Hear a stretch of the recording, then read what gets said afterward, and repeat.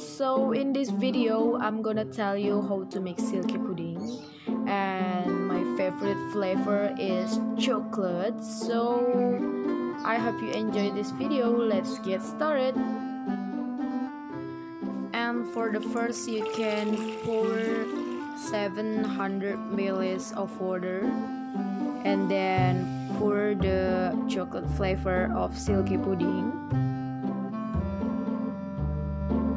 and then stir until it doesn't clot, and turn on the stove on the medium heat, and then stir it again until it boils. About like this.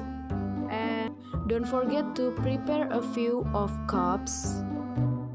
After that, you can pour the pudding into the cups like this, and the pudding is ready to be served. Thank you guys for watching.